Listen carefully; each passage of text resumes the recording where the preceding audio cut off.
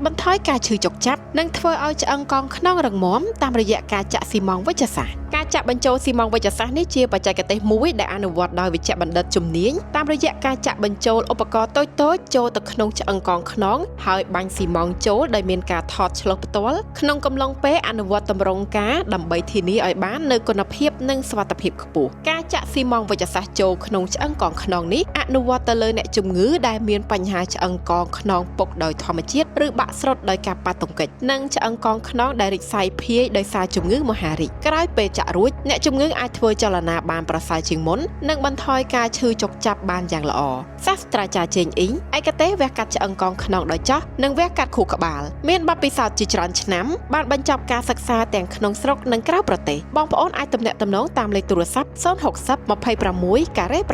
9សូមអរគុណ